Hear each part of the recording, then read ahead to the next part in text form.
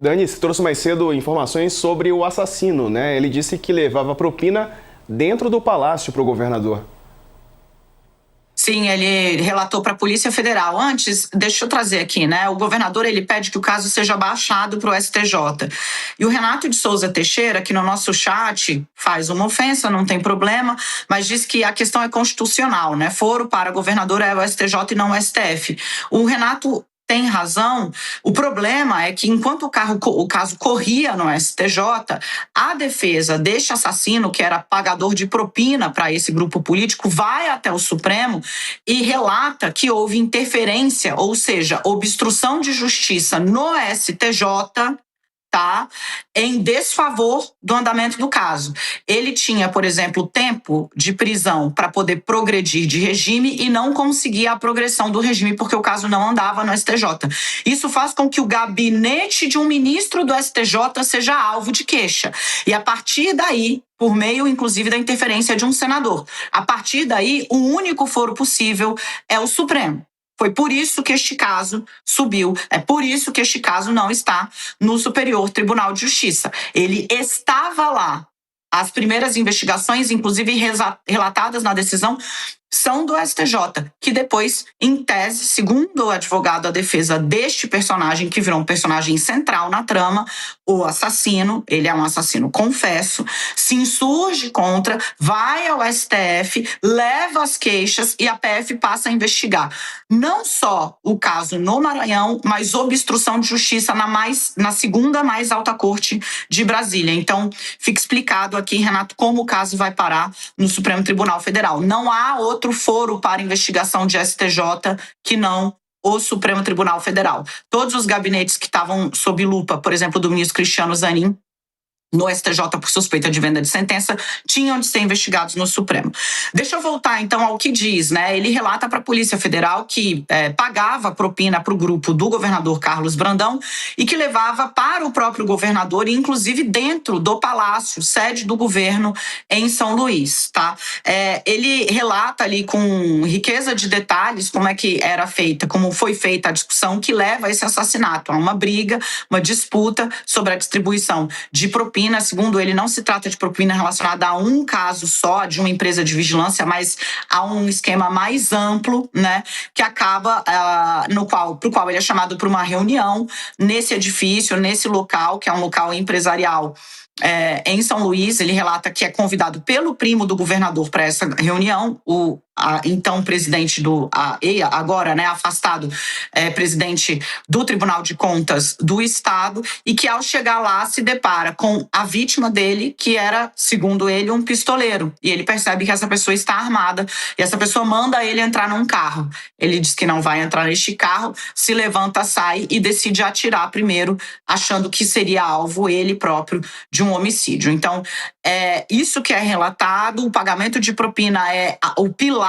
né, do que desemboca nesse homicídio e está aí envolto, né, em investigações plural que envolvem o governador do Maranhão e que contaminaram a disputa no estado. O governador do Maranhão trouxe uma nota bem forte, Sarza, mais cedo, procurado pelo UOL. Aqui eu agradeço o Carlos Padeiro, inclusive, pela ajuda, dizendo que era isso, era um absurdo um assassino ser ouvido. O Couto tem razão, se a gente começa a proibir bandido de falar com a polícia, a gente não tem mais delação premiada, e aí joga tudo que foi produzido pelos delatores nos escândalos mais rumorosos do Brasil nos últimos anos na lata do lixo. Acho que não é do melhor interesse nem da justiça, nem da sociedade, porque geralmente criminoso não vai se confessar com o padre e só abre o bico quando de fato está numa situação difícil. É o caso deste, que se torna um colaborador depois que a família passa a não receber mais nenhuma ajuda,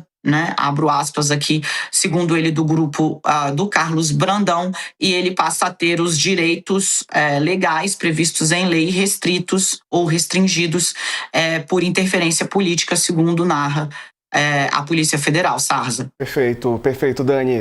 Informações complexas. É importante acompanhar esse caso e a Dani está acompanhando de perto, assim, com o nosso Carlos Madeiro, trazendo informações no UOL.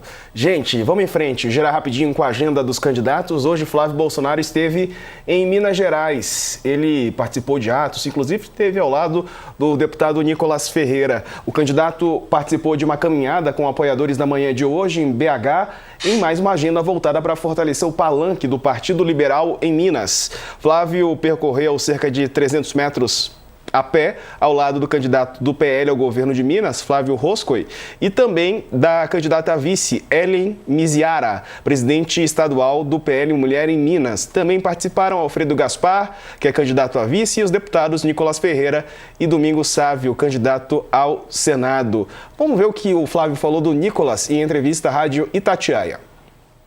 O Nicolas é um garoto fenomenal, tem um futuro brilhante na política, é alguém que também faz política com base na fé, com base no coração, nas suas crenças, então tem tudo, né, para crescer e crescer cada vez mais. É um grande privilégio ter o Nicolas no nosso time, né? Eu falo que o Nicolas é a nossa seleção. Qual o time na política que não gostaria de ter o Nicolas jogando junto com você? Então eu gosto muito dele, vou caminhar com ele sempre que eu estiver aqui em Minas Gerais ou em outros locais que forem necessários pelo Brasil. É alguém que vestiu a camisa 100%.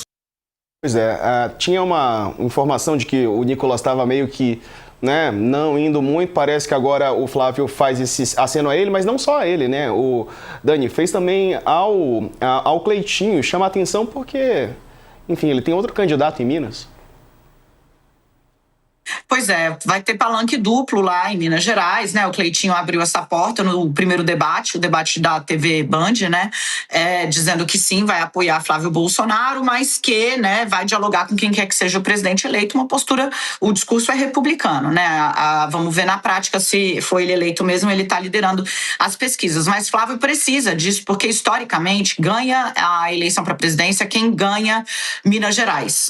Não teve um presidente eleito até hoje que não tenha vencido no estado de Minas Gerais. Então é um estado onde ele vai precisar correr muito, e agora, com esse aceno do Cleitinho, ganha um impulso, né, poderoso. Vamos ver quanto de empenho vai ter Flávio Bolsonaro, ou Cleitinho, para auxiliar Flávio Bolsonaro, mas ganha um impulso. Por quê? Porque todos os candidatos em Minas Gerais estavam largando de um patamar muito baixo. A entrada do Cleitinho coloca o senador do Republicanos na dianteira das pesquisas com uma vantagem bastante importante em relação aos seus principais adversários. Isso dá para Flávio Bolsonaro um palanque expressivo ali. É algo que, pode-se dizer, leva um eleitor novo para Flávio Bolsonaro?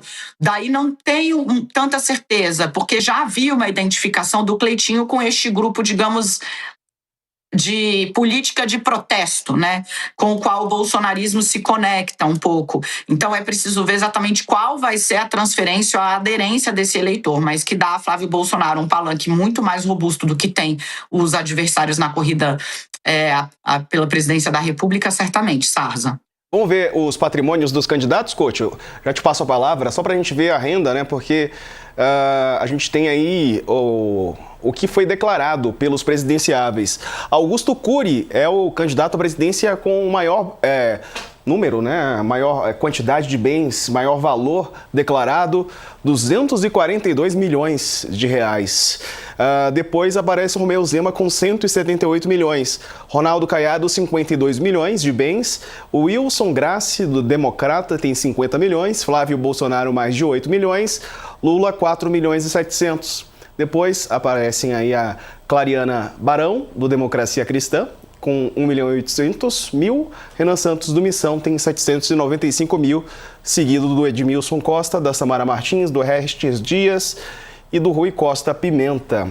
Paulo Marçal está inelegível, né? Ele tentou se filiar ao PRTB, está nessa manobra para tentar se eleger e declarou bens em cerca de 150 milhões de reais, 20 milhões a menos do que em 2024.